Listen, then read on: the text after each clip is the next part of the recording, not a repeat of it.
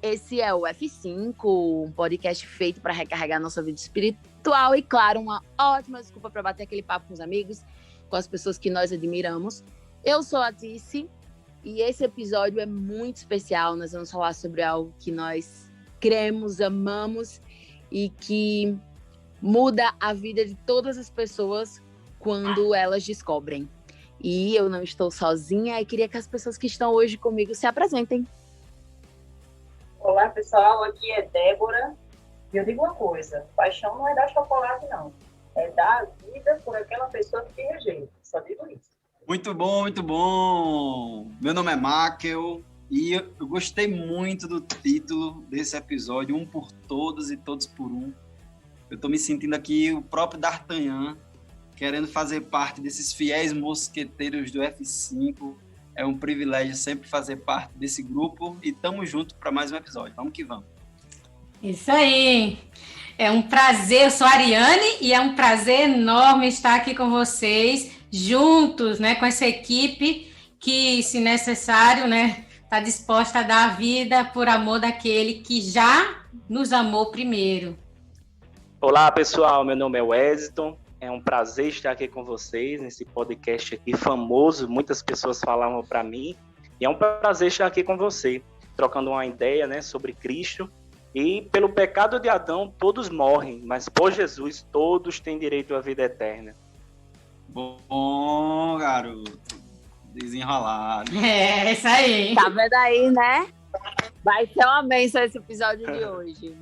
Fica conosco até o final. Não sai, não. Desliga, não. Não para na metade do podcast, não, viu?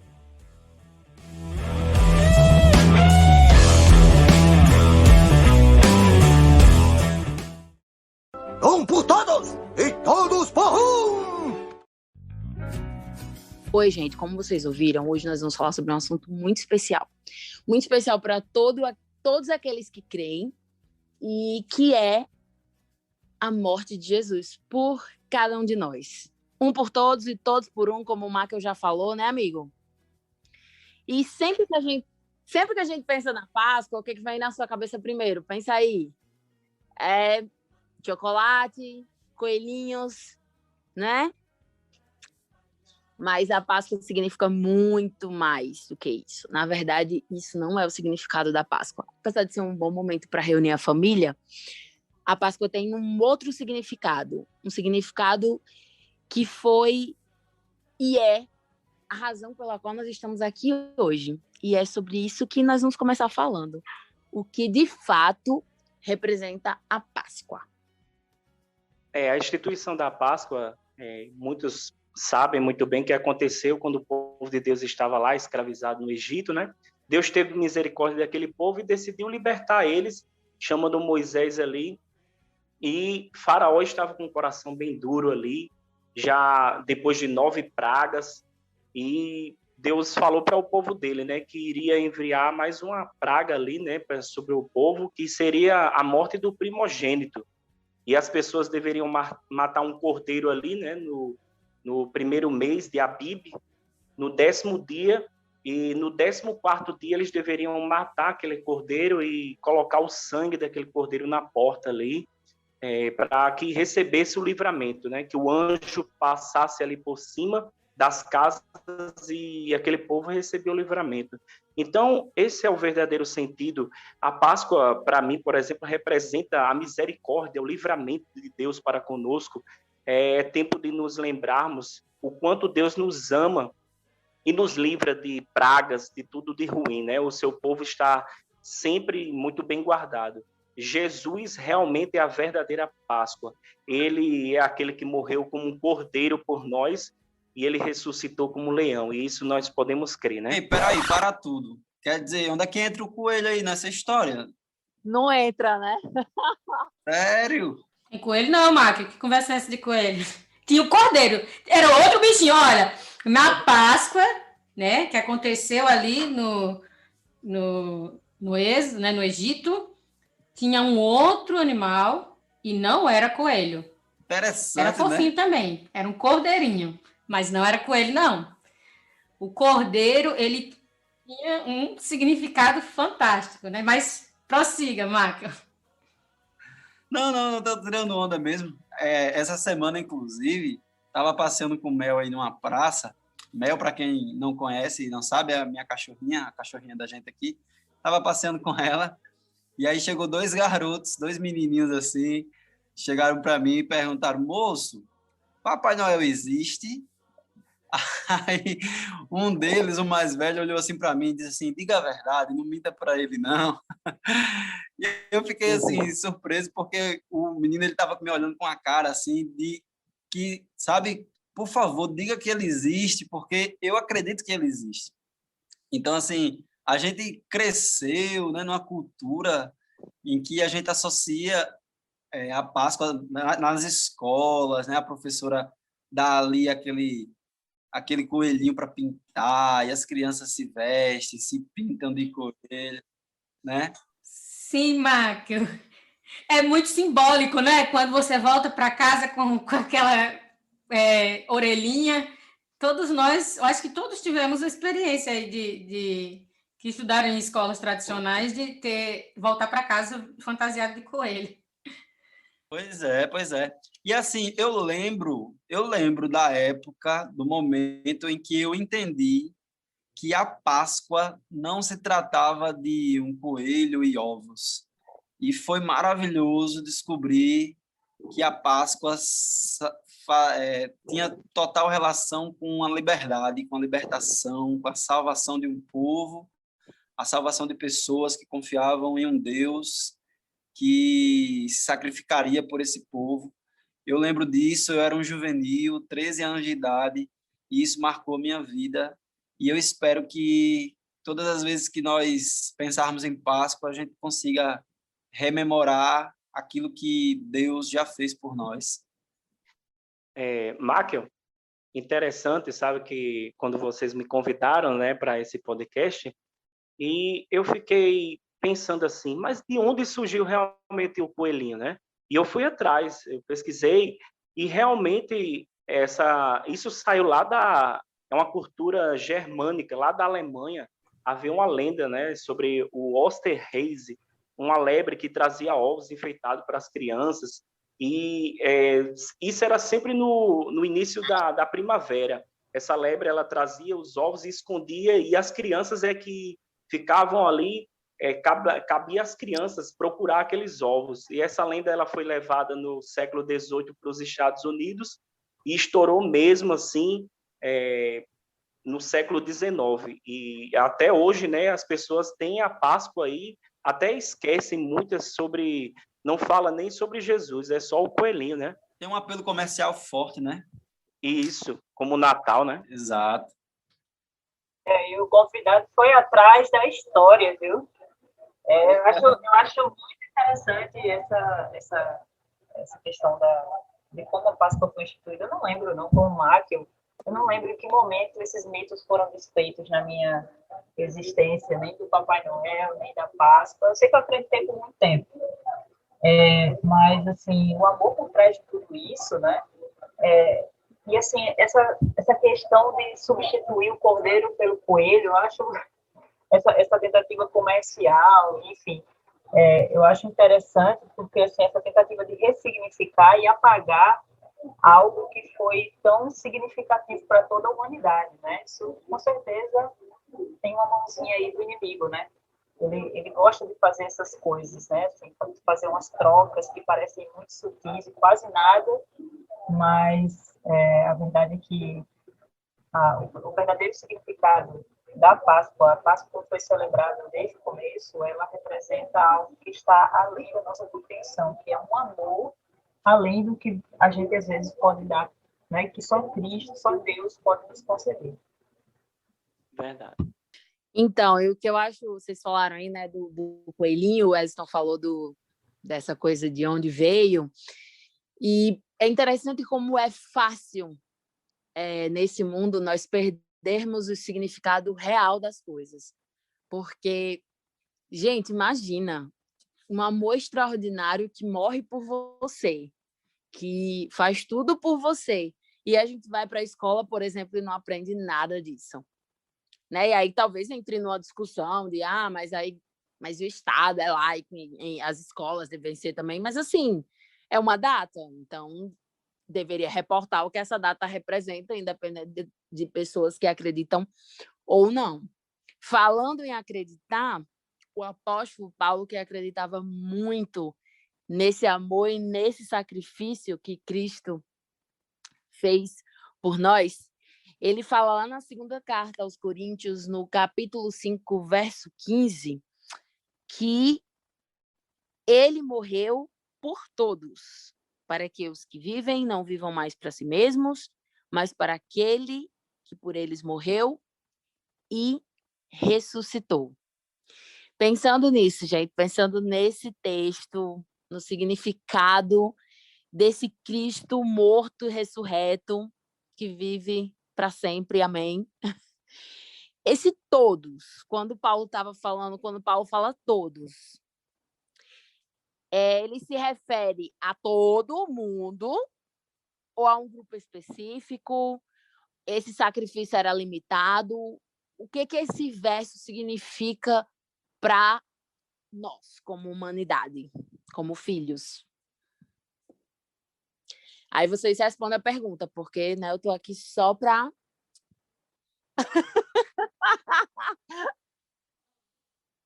Se virem! Responde aí, é para todo mundo ou não? Cuidado, essa é uma resposta polêmica, viu? Mas é importante dizer que é para todos. A pergunta é para todos e a resposta é para todos. Ele morreu por todos. Tá nítido aí. A palavra está falando todos. Assim como em João, né, 3,16, fala que Deus amou o mundo de tal maneira que deu o seu Filho unigênito, para que todo aquele que nele crê não pereça. Ele deu a credencial. Agora você cabe receber, né? Cabe você aceitar, você querer esse Deus Salvador, né? Assim como acontece de terem desvirtuado essas datas especiais e transformado em datas comerciais, né? A gente também pode escolher, né? Não se moldar essas datas e usá-las como um momento para refletir sobre isso, né? Que, de fato, a morte de Jesus não foi específica para os judeus, né? A gente poderia dizer, ele veio para os judeus. Assim como houve o exemplo da Páscoa dos judeus, né? No Egito, aquilo era uma figura representando o que haveria de acontecer. Um cordeiro era morto para toda uma família, né? E se a família fosse pequena, incluía os vizinhos. E aquele cordeiro, ele tinha uma representação tamanha que João, né, o apóstolo João, perdão, o João Batista, né, vai e fala que eis o Cordeiro de Deus que tira o pecado do mundo, falando sobre Jesus. Então, ele faz o link entre a Páscoa, né, ali do Antigo Testamento, não só a Páscoa, mas os sacrifícios diários, né, de morte por nós, mas também mostrando que Jesus representa justamente essa pessoa que nós celebramos, e esse feito que nós celebramos quando celebramos a Páscoa. Recordamos de um amor imensurável, um amor que não se mede, um amor que está além da compreensão humana. Mas nós podemos experimentar esse amor na nossa vida. Está aberto, o convite foi feito para todos nós. Um amor que é muito melhor que chocolate. Olha que eu adoro chocolate. É isso mesmo, disse. Mas esse amor é extraordinário. Melhor. Esse amor, como diz o verso 14, né, um verso antes do que Tice leu e mencionou, ele nos constrange, né, de tão absurdo que é um amor que se doa e doa a própria vida, né, em favor do objeto amado que somos nós. E assim, eu fico pensando, pronto, na resposta a essa pergunta, eu concordo também com a Ariane. Há inúmeros textos que nos mostram que, sim, ele morreu por todos, né? Existe aí uma celeuma teológica entre arminianos e calvinistas, que a gente não vai entrar aqui, mas o fato é que alguns textos vêm à mente quando se fala disso, assim, para responder essa pergunta. Por exemplo, 1 João 2, verso 2, que diz que ele é a apropriação pelos nossos pecados, e não somente pelos nossos, mas também pelos de todo mundo, ou o mundo todo. Aquele clássico texto que diz que Deus enviou seu Filho ao mundo para que não condenasse o mundo, mas para que o mundo fosse salvo por ele. Então, é incrível quando a gente pensa num amor que não leva em consideração os nossos pecados, né? Um amor e uma graça que transborda, né? Que onde abunda o pecado, superabunda ou transborda a sua graça e o seu amor. Então, ele nos amou quando nós ainda estávamos no pecado, distantes, inimigos dele. É um amor que vai em oposição a toda a lógica humana, e é um amor que, como disse Paulo, constrange. Quando a gente para contemplar esse amor que vai atrás do pecador, que o busca, que se humilha, que se entrega, é um amor fantástico. E sim, a Páscoa é sobre esse amor e não sobre chocolate. Michael, mas tem um segredinho aí. Se a gente observar bem, João 3,16, ele diz que Deus amou o mundo de tal maneira, ok, mas lá no final ele fala, para que todo aquele que nele crê não pereça. Aí lá na frente, João capítulo 3, versículo 36, João ainda é mais firme, mais forte. Ele diz assim, quem crê no Filho tem a vida eterna, já quem rejeita o Filho não verá a vida, mas a ira de Deus permanece sobre ele. Veja como é pesado esse verso, né? Mas é uma verdade, porque a única pequena limitação, vamos dizer assim, é muito fácil, é só você crer que Jesus é o Filho de Deus. E a partir do momento que a gente crê que Jesus é o Filho de Deus, nós passamos a amá-lo, a obedecê-lo, e a nossa vida muda totalmente, né? Então, a única coisa que Cristo e que Deus pede de nós é que eu e você, ouvinte que está nos ouvindo, é que você creia que Ele é o Filho de Deus e você poderá morar no céu conosco. E é isso que nós queremos, por isso que nós falamos para as pessoas tanto sobre Cristo, porque nós queremos que as pessoas creiam, porque a gente vive esse amor. Eu vivo esse amor, eu sinto esse amor dentro de mim.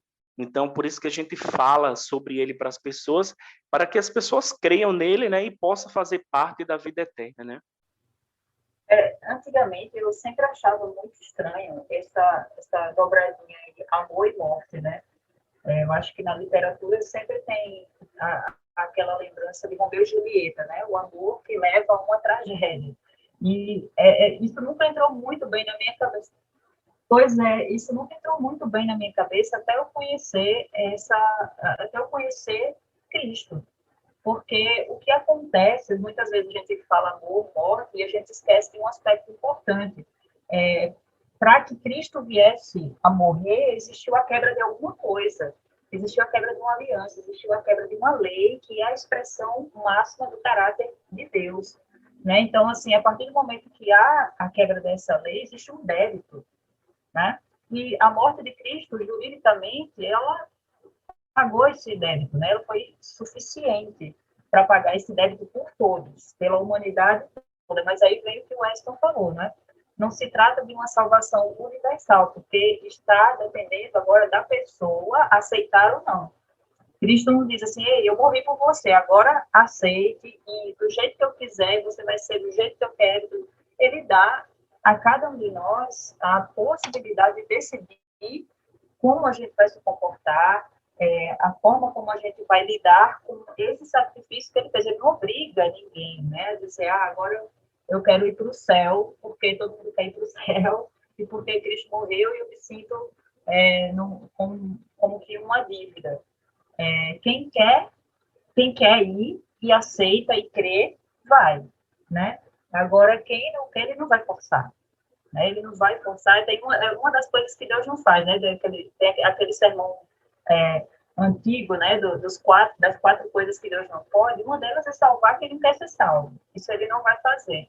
Mas esse amor, ele toma uma amplitude quando a gente começa a entender todo o conflito que está relacionado a ele, né?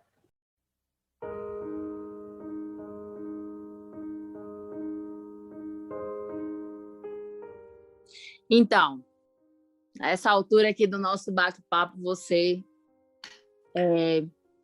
se não sabia, descobriu, e se já sabia, pode pensar um pouquinho mais sobre essa data, né? Que às vezes a gente deixa passar na escola, na faculdade, na nossa família, e a gente vai deixando a vida passando e vai perdendo os significados das coisas maravilhosas que Deus fez e faz por nós.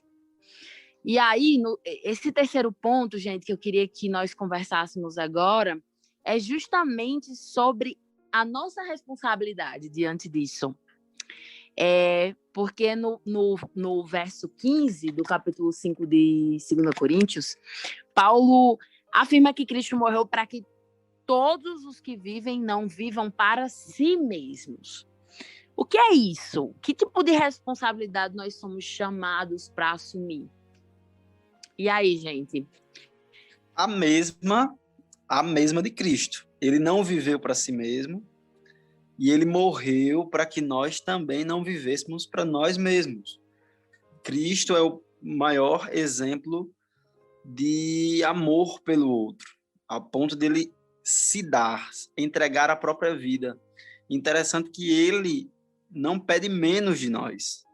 Ele não pede menos de nós. O cristianismo, seguir a Cristo, viver para Cristo, é morrer todos os dias, um pouco mais para nós mesmos, para os nossos próprios interesses, para os nossos motivos egoístas, morrer para nós e viver para o outro, e não apenas viver para Deus, né? Nós somos uma nova criatura, como o verso na frente, lá o verso 17 diz, mas essa nova criatura é uma criatura que morre para si mesma e vive para o outro. Assim como Cristo fez, morreu para si mesmo, morrendo pelo outro. E é isso que Deus espera de nós. Assim, essa responsabilidade que nós temos é de viver uma vida, não apenas uma vida melhor, porque Jesus não nos salvou para termos uma vida melhor ou sermos menos mentirosos, sabe? Termos menos defeitos. Ele morreu por nós para que nós morrêssemos para nós mesmos. Então, isso é muito radical, porque não é um discurso fácil de entender e muito menos de viver. Conceber a ideia de que eu preciso morrer. Mas é isso que Deus espera. Ele produz em nós esse desejo de não viver mais para nós mesmos e viver para o outro, para ele que, por tabela, é viver para o outro. A ênfase desse verso é justamente na completa reorientação da vida, né? Focada, não mais aquela vida que era focada no eu, ela passa a se concentrar em Deus, e isso é obra do Espírito, né? Não tem para onde não tem como se transversar, né? Esse é o objetivo, né? Como o Michael falou, é viver para Cristo. E é uma responsabilidade muito, muito grande. Rola uma dicotomia, né?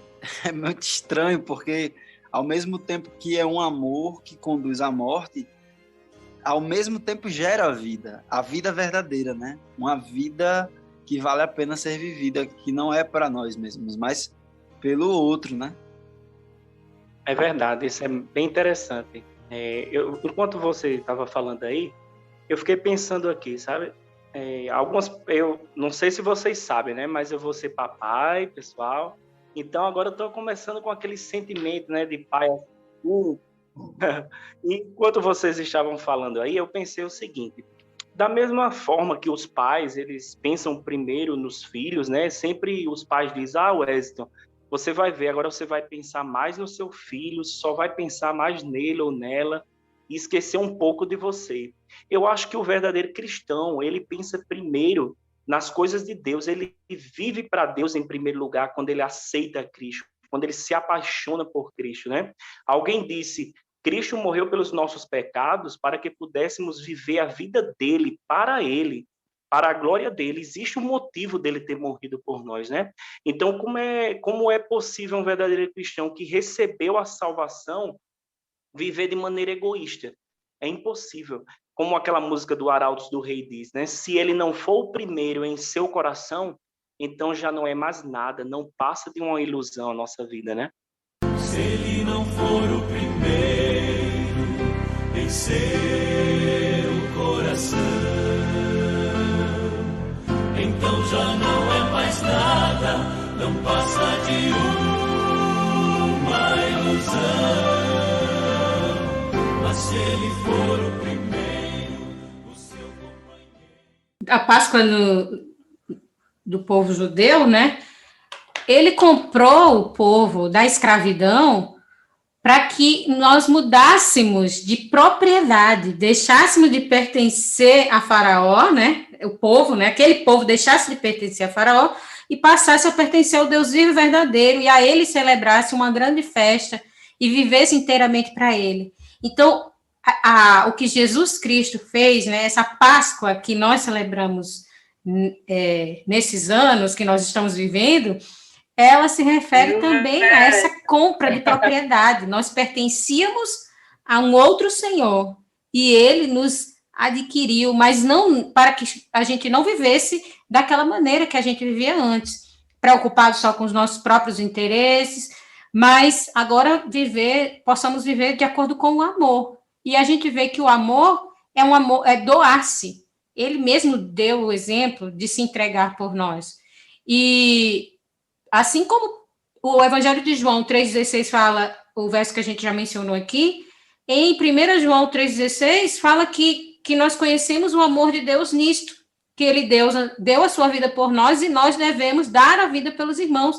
Mais uma vez afirmando que nós vivemos em prol do outro, em prol de Deus, né? Primeiramente, e isso se desdobra na nossa vida, nosso relacionamento com as pessoas. Claro que vamos entender que isso não é uma questão de se anular, é diferente, mas é uma questão de ter essa coletividade. Por isso o título fala, morreu por todos, e todos, né? Todos aí são os que decidem segui-lo, se entregam por ele, se entregam pela causa dele. Então, eu vejo que há uma forte relação com aquilo que aconteceu no Egito e com o que Jesus Cristo fez por nós na cruz. E que hoje, ao nós recebermos isso, nós aceitarmos esse sacrifício, implica em doar, em viver nas pequenas, nas grandes coisas da nossa vida, pensando nele, refletindo sobre os atributos dele e vivendo em prol de fazer o que ele deseja, Sim. né? Eu queria só fazer uma ponte aqui do título, acho que esse momento é interessante, porque essa frase, um por todos e todos por um, remete, né, a Os Três Mosqueteiros, né, que é um romance francês. Eu lembro de ter visto isso na faculdade, né? Eu fiz letras e acho que eu pagou alguma disciplina de literatura estrangeira, acho que teve algum seminário sobre isso, e eu estava vendo aqui um trailer do filme e eu achei muito legal, porque, assim, só para lembrar, você tem alguns guerreiros que dão a vida, né? Eles lutam e dão a vida pelo rei Luís VIII, se eu não me engano, da França, pela monarquia, né? E tem o D'Artagnan, que ele admira esses caras. Acho que é Luís XIV. Luís XIV? Luís XIV. Pronto, show de bola. É. Aí tem o D'Artagnan, que sai da sua cidadezinha pequenininha lá da França e vai para Paris, e o sonho dele é ser um mosqueteiro, né? E eu estava vendo aqui o trailer do filme e tem algumas frases que me chamam muita atenção no trailer, que tem tudo a ver conosco, com a gente, que nós que somos cristãos e dizemos viver para um rei, né? E a frase que me chamou a atenção aqui no trailer é: vivemos em um reino dominado pelo medo. Aí depois ele diz: há coisas no mundo pelas quais vale a pena lutar e morrer. Somos guerreiros, é o que somos, é o que fazemos. Então, essa ideia de que nós doamos a nossa vida porque ele nos amou e deu a vida dele primeiro a nós, né? Ele nos amou primeiro e por causa que ele morreu por nós, nós agora damos a nossa vida por ele. E aí, na prática, se você for ver, o que é dar a vida por Cristo, né? Dar a vida por Cristo é dar a vida pelo outro, é dar a vida pelas pessoas por quem Cristo morreu e precisam dele. Dar a vida por Cristo é abrir mão do nosso precioso tempo e dedicar tempo para as pessoas que precisam desabafar, que precisam conversar, que precisam de conselhos, que precisam ser confortadas em momentos de dor que estamos vivendo. Dar a vida por Cristo é abrir mão de um pouco do nosso dinheiro, do dinheiro que Deus nos deu, e doar para aquele que precisa comer, pagar uma conta.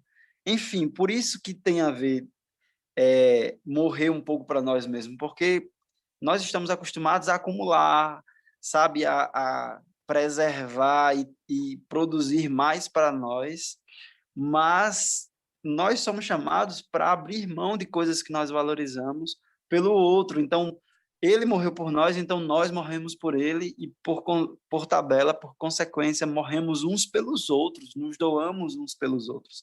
Essa ideia eu acho muito bonita, é muito bonita mesmo, assim.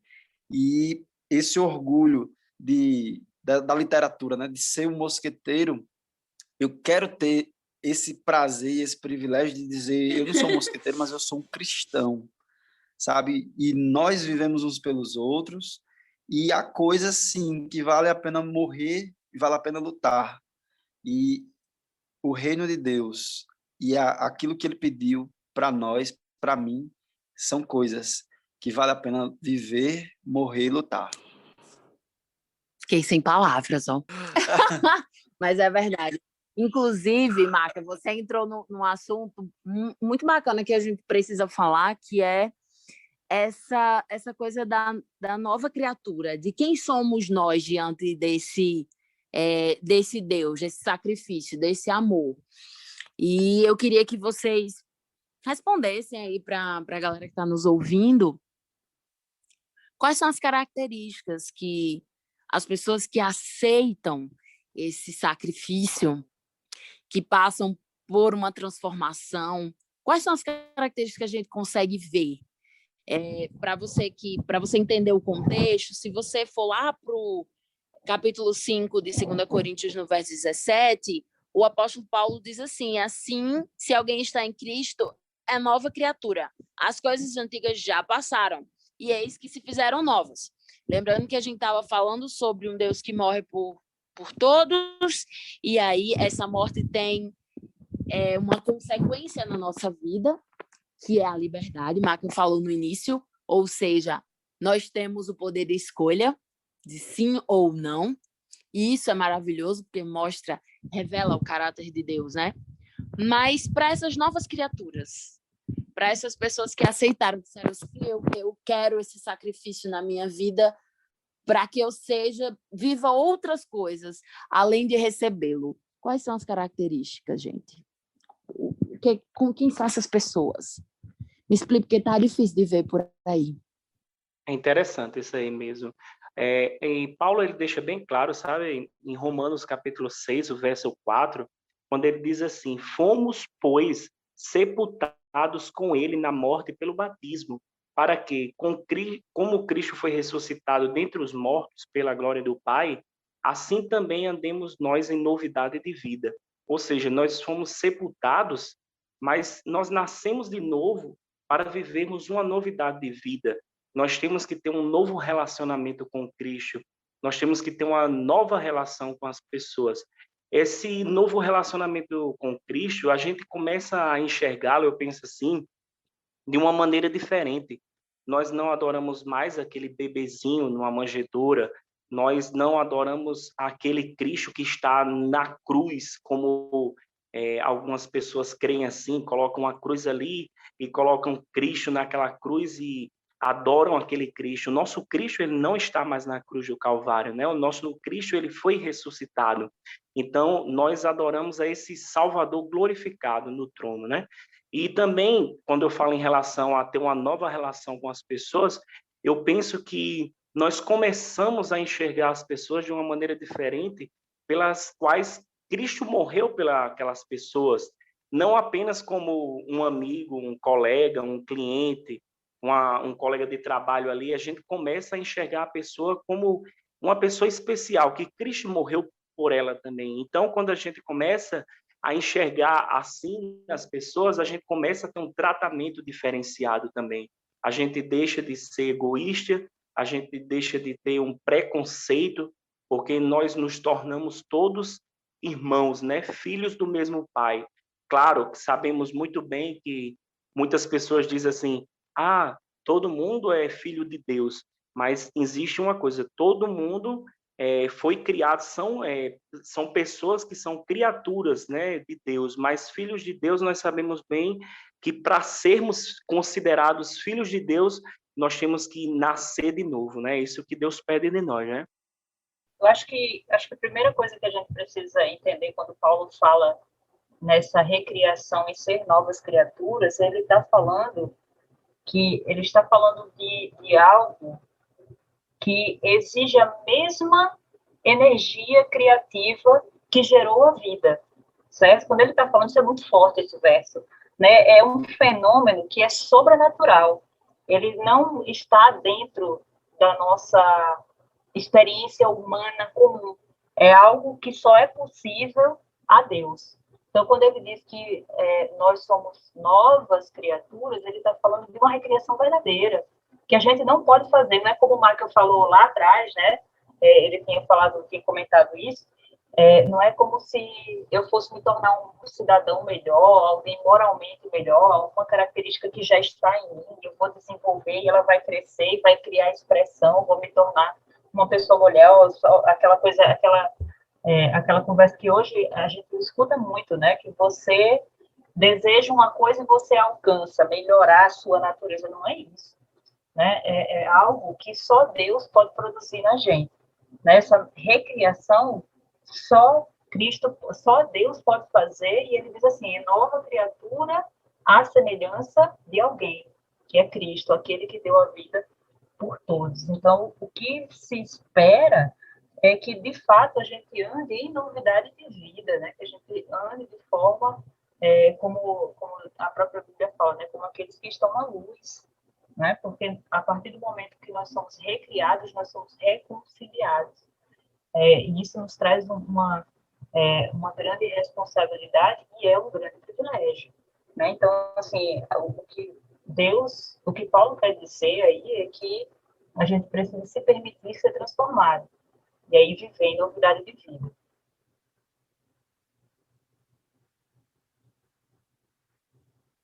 E um dos sinais de que nascemos de novo é manifestar os atributos daquele, né, que é nosso Pai. É manifestar a compaixão, o amor, a misericórdia. E, bem como o Marco bem colocou, né, isso implica em repartir o que nós temos, em orar pelas pessoas, não só pelos aqueles que nos amam e que fazem aquilo que a gente gosta, mas orar, inclusive, por nossos inimigos, né? Assim como Cristo, estando na cruz, intercedeu por nós e todos éramos inimigos dele, né? Dele na cruz. Nesse período de pandemia, a gente tem experimentado um pouco do que é ficar dentro de casa, isolados, muitas vezes. Alguns estão passando por restrição de não poder trabalhar, outros estão tendo que se reajustar às formas de trabalho. Mas o contexto atual tem levado muitas pessoas a necessidades, né? Necessidades básicas, muitas vezes, de alimento, né? De atenção, né? Que são coisas que o contexto tem levado as pessoas ao isolamento e também dificultado o acesso aos recursos. Mas uma coisa que a gente precisa perceber é que Deus nos concede para que a gente possa partilhar, né? Ele nos dá a oportunidade, e não é à toa que um dos símbolos, né, atuais, quando a gente olha para a Páscoa, é o partir, né, do pão. É compartilhar a vida com os nossos semelhantes, né? Às vezes até, sim, sacrificar o que nós temos para poder ajudar a quem precisa.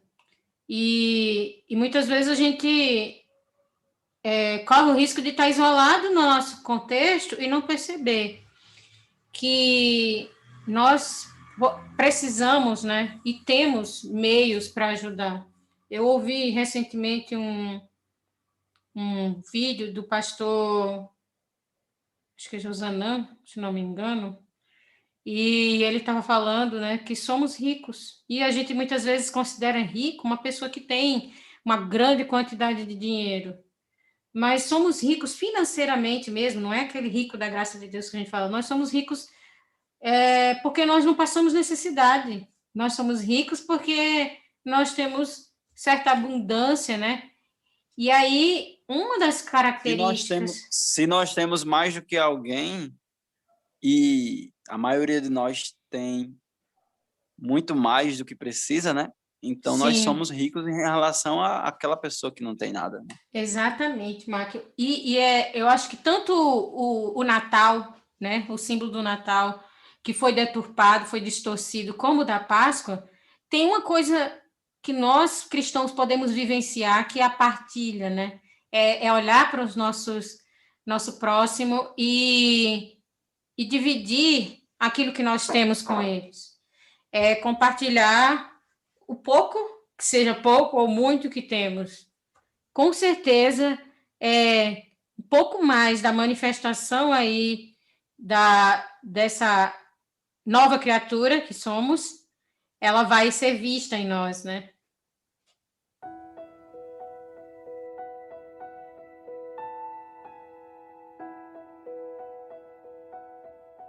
Então, nós poderíamos passar horas falando sobre esse assunto, que para todos que estão aqui é um motivo de muita alegria, o fato desse Deus e desse amor extraordinário, né?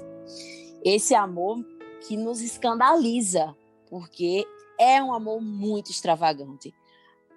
Tem um livro que eu gosto muito chamado O Evangelho Maltrapilho, e em um determinado momento o autor diz que a cruz realizou muito mais do que revelar o amor de Deus.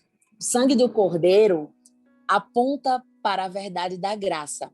O que não podemos fazer por nós mesmos, Deus fez por nós. Que amor extravagante. É um amor extraordinário. E para finalizar o episódio de hoje, eu queria que vocês que estão aqui nessa bancada aconselhassem as pessoas que estão nos ouvindo, jovens que estão nos ouvindo, que não sabem o que fazer para viver uma experiência real através desse amor, para viver uma experiência nesse mundo diferente daquilo que esse mundo oferece, partindo do princípio de que Deus morreu por ele e de que esse amor o alcança onde ele estiver, na forma que ele estiver. O que vocês diriam para a galera que está nos ouvindo agora de como, digamos assim, viver esse amor? Então, tantas coisas para dizer, mas assim, é preciso experimentar esse amor, sabe? É preciso, porque na verdade, no dia que nós experimentarmos verdadeiramente o amor de Deus, entendermos, esse amor vai resolver todos os nossos problemas, de verdade. A gente não pode esquecer o quanto somos amados por Deus. Esse amor vai nos motivar a responder ao que Deus nos pede. Esse amor vai nos livrar de culpas, vai nos livrar de medos, não vai permitir que nos sintamos sozinhos, abandonados. Tudo que nós precisamos é experimentar esse amor. E experimentar mesmo, sabe? É diferente. Eu lembro de Philip Yancey, né? num livro que ele tem sobre graça, que ele fala que muitas vezes nós falamos do amor de Deus como alguém que está no deserto olhando um outdoor da Coca-Cola. Eu vou mencionar a Coca-Cola porque é exatamente isso que ele fala no livro, certo?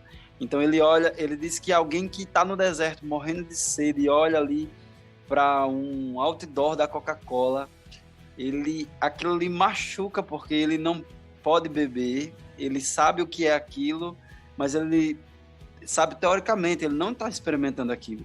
E muitas vezes nós cristãos falamos do amor de Deus em teoria, falamos da graça em teoria, mas nós não experimentamos.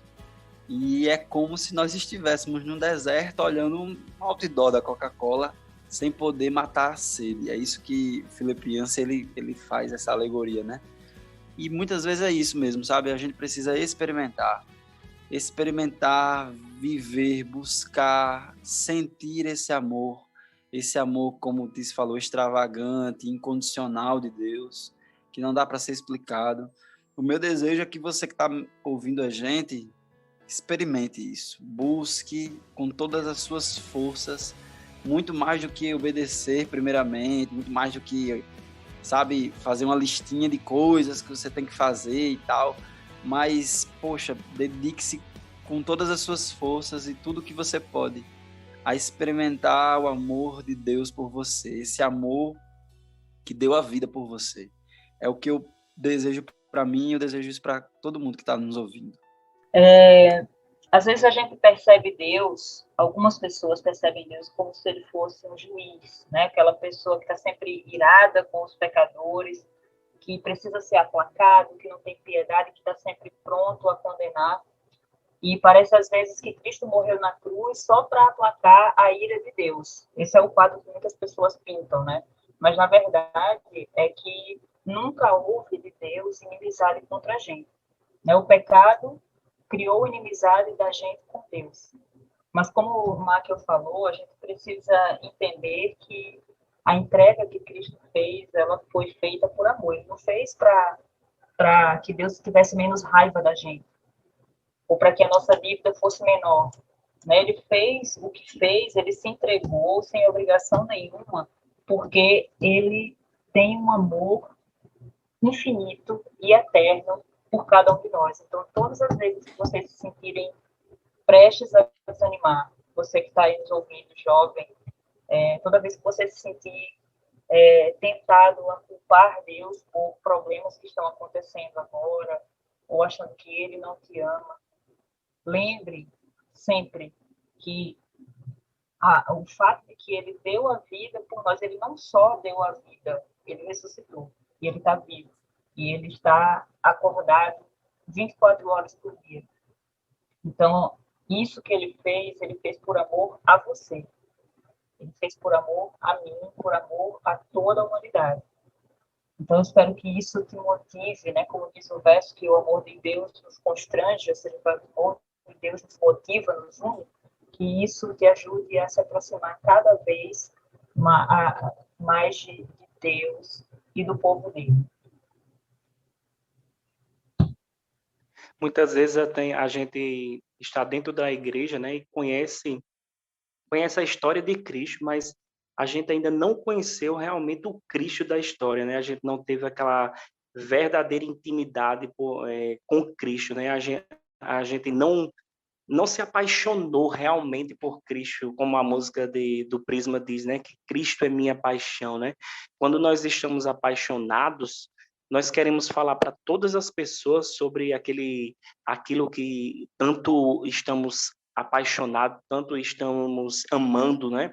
Então, quando nós amamos a Cristo e estamos completamente apaixonados por Ele, nós iremos querer demonstrar isso para todas as pessoas, nós iremos querer falar de Cristo para todas as pessoas, porque nós estamos bebendo dessa água, estamos provando dessa água, né?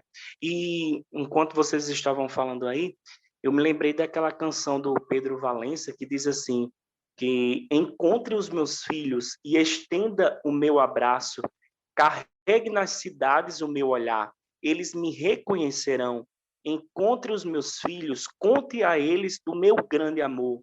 Aí ele finaliza dizendo, ensine o caminho de voltar para casa, o caminho de encontrar a paz. Ou seja, nosso objetivo tem que ser ensinar o caminho das pessoas voltarem para casa, que é o céu. As pessoas estão totalmente perdidas, as pessoas estão totalmente desiludidas, sem esperança. Então, o meu conselho para o jovem, a pessoa que está ouvindo, é que o nosso objetivo tem que ser ensinar as pessoas a voltar para casa, mostrar a palavra de Deus para as pessoas, carregar o amor de Cristo nas nossas vidas, para que as pessoas possam reconhecer a Deus através dos nossos atos. É isso que Ele quer de cada um de nós. Encontre os meus filhos e estenda o meu abraço. Carregue nas cidades meu olhar e eles me reconhecerão.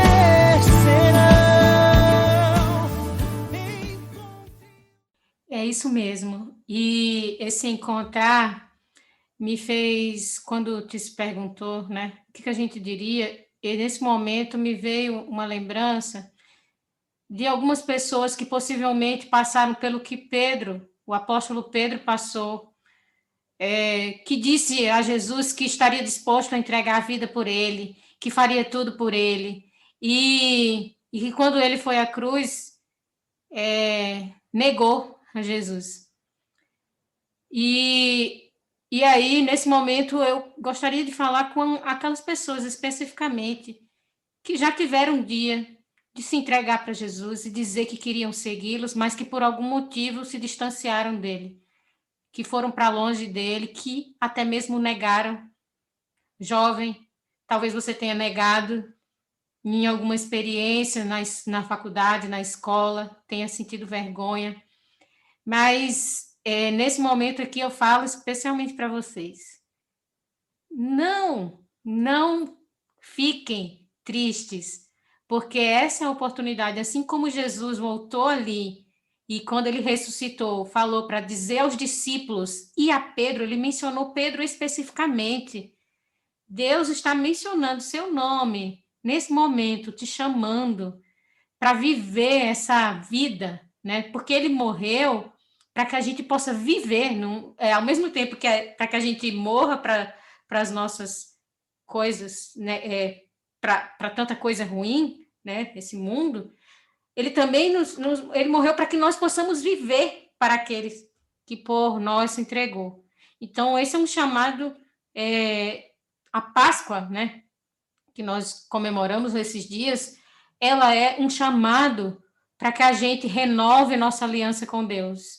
Se ainda tem momentos em que a gente desanima e volta para a nossa velha vida, é um chamado para que a gente se entregue e viva com Ele e também junto com sua comunidade de fé, de esperança, aquelas pessoas que vão ali juntos dizer, né, que somos os todos por Ele, né, tudo por Ele. Vale a pena. Que episódio maravilhoso. Que vocês todos aí estão ouvindo possam ser abençoados. Nós queremos agradecer ao nosso convidado especial, Weston. Muito obrigado por estar conosco, compartilhar aquilo que Deus tem feito na sua vida, tem te ensinado. Muito obrigado, de verdade. E eu queria encerrar o episódio de hoje com você orando por nós, por todos que estão nos ouvindo. Amém. Eu que agradeço pelo convite. Que Deus abençoe cada um de vocês. Vamos orar. Pai bondoso e querido, somos gratos a Ti por essa doce oportunidade que o Senhor nos concedeu de falar um pouco do Teu amor, Senhor, daquilo que o Senhor tem preparado para cada um de nós. Nós somos gratos demais a Ti, Senhor, porque o Senhor entregou o Teu Filho naquela cruz do Calvário para morrer por nós, ó Deus.